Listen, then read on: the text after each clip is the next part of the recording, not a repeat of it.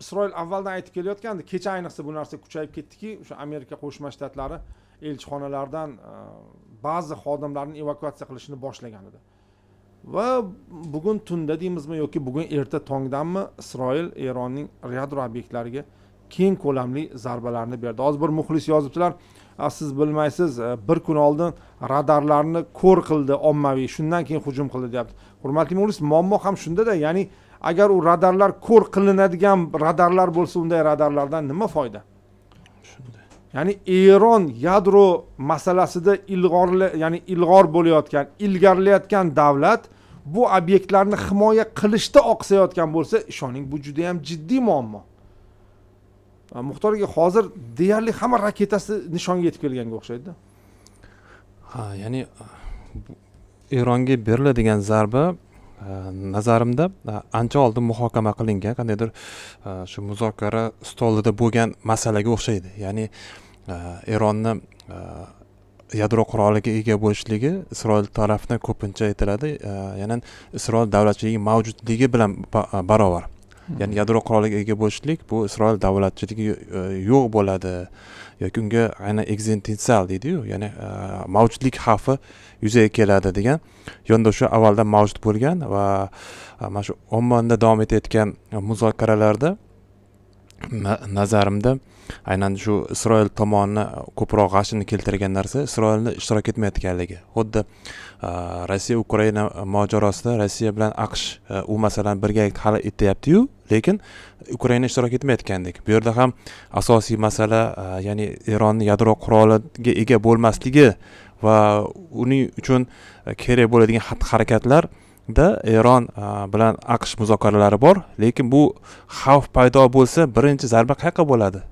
Ko'p ehtimol bilan Isroilga va Isroilning bu yerda ishtirok etmayotganligi yoki uni qandaydir manfaatlari to'g'ridan-to'g'ri ifodalanmayotganligi Netanyahu hukumatni ko'pincha ranjitgan va e'tirozlar bildirilgan. Muzokaralar davom etgan sari kuzatgan bo'lsangiz, aynan havo zarbasini berish retorikasi ham parallel ravishda ketdi. Xuddiki bu Isroil alohida o'zining rejasi bor, AQShning alohida rejasi bor va hatto Donald Trampni alohida bayonotlar berishiga ham to'g'ri keldi. Ya'ni biz bu masalani urush yo'li bilan hal etilishini xohlamaymiz va bu keng ko'lamli urush AQSh manfaatlariga to'g'ri kelmaydi.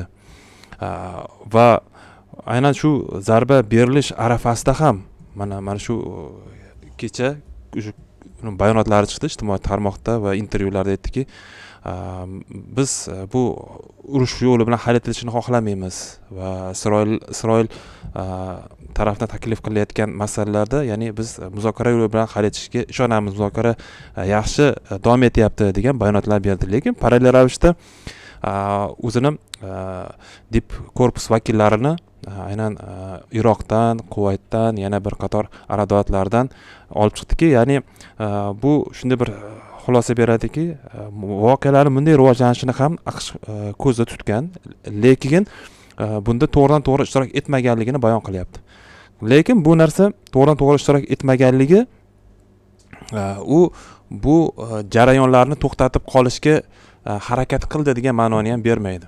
Ya'ni xalaqit qilmadi Isroilning bu rejasini, ya'ni bu bir reja ham bo'lganga o'xshaydi. Va yana bir mantiqiy bir masala borki, Isroil AQSh bilan maslahatlashmasdan kamdan-kam bir tomonlama harakatlarni amalga oshiradi. Eng kamida xabardor qilib qo'yadi.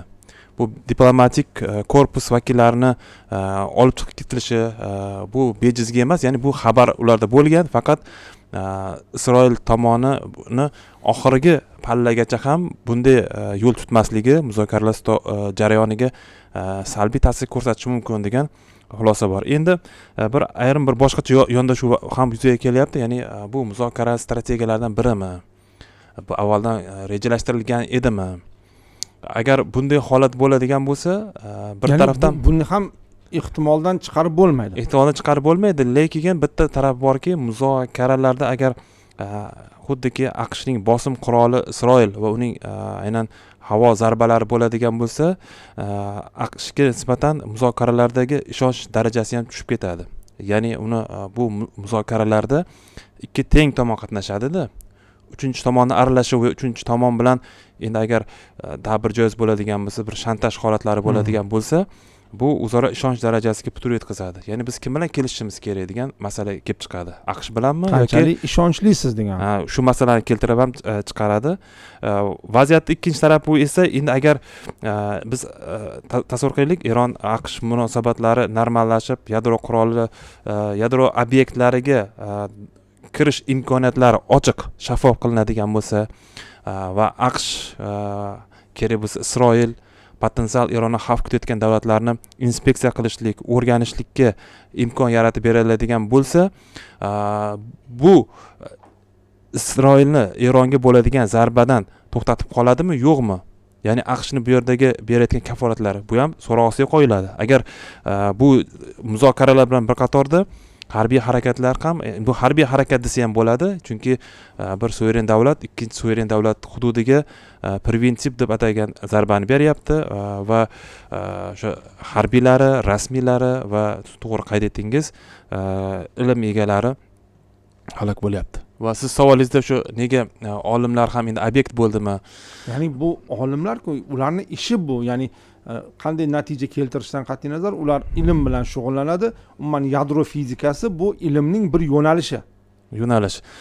Endi biz qandaydir razvedka ma'lumotlari, shu aniq bir ma'lumotlar bo'lmaganligi uchun biz baribir voqealarni kuzatib, o'shalar mantiq bilan bir munosabat bildira olishimiz mumkin xolos. Ya'ni yadro fizikasi aynan Eronda, ya'ni Eronni agar shu hozir hukumatni shu ruhoniyatini mavjudligi avvalo uning uchun tashqi dushman obrazi zarurligidan kelib chiqadigan bo'lsa, ular uchun Isroilning mavjudligi Eron hukumati mavjudligini anglatadi. Ayni paytida yana bir shunday bir holat yuzaga kelyaptiki, Eronda mana shunday hukumat mavjudligi Isroilning mavjudligini anglatadi. Chunki tashqi dushman obrazi doimiy ravishda jamiyatni aynan safarbarlik holatida saqlab turishlik va tashqi dushmanga asosiy e'tibor qaratilganda ichki siyosiy masalalar muayyan darajada Netanyahu hukumatida ketayotgan avtoritarlashuv, hokimiyatni markazlashtirishga bo'lgan urinishlar unutilgandek bo'ladi. Va G'azo sektoridagi bir gumanitar inqiroz ham ko'z yumilgan bo'ladi. Ya'ni gumanitar inqiroz haqida emas, bu katta davlatlar o'rtasidagi nizo hozir birinchi planga chiqib qolyapti. Bu masalani ham unutmasligimiz kerak.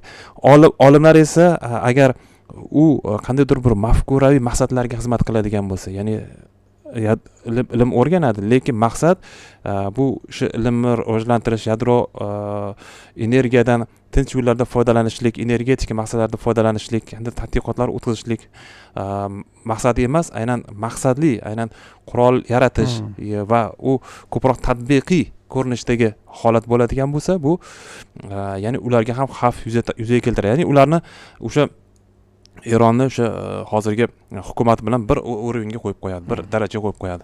Nazarimda shunday. Endi yana bir e'tiborim tortgan jihati, aynan ular zarba bergan shaxslar bu omma oldidagi shaxslar, hech kimga noma'lum bo'lgan shaxslar emas. Masalan, shu harbiy ham doim omma oldida chiqish qiladi, rasmiy bayonotlar beradi, munosabatlar bildiradi, ommaviy axborot vositalarida uni rasmi bor, ya'ni sirli shaxslar emas.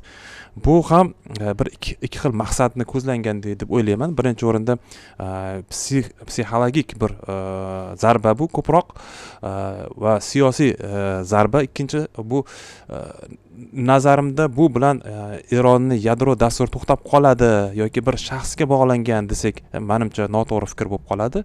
Lekin jamoatchilikni tashvishga soladi, Eronning qudratiga shubhalar paydo bo'lib qoladi va o'sha aynan KSIR deb nomlanadigan, ya'ni Islom inqilobi muhofizlari korpusini rahbariga zarba berishlik, bu avvalo Oyatullohga berilayotgan zarba. Nazarimda agar aynan bu qandaydir Eron hukumatini ag'darishlik, u yerda tartibsizlik chiqarishlik maqsadi bo'lganda, bu keng qamrovli bo'lar edi. Demak, bu bir aynan Natans shahriga, aynan shu obyektlarga va o'sha olim yashaydigan o'sha hududga, uyga berilayotgan zarba, bu xuddiki bir ogohlik qo'ng'irog'idek, ya'ni agar aynan Isroilning manfaatlari, Isroil mavjudligi so'roq ostiga qo'yiladigan bo'lsa, Eronda biror bir rasmiy omon qolish qiyin, chunki bunday imkoniyatlar bor degan bir signalni anglatadi.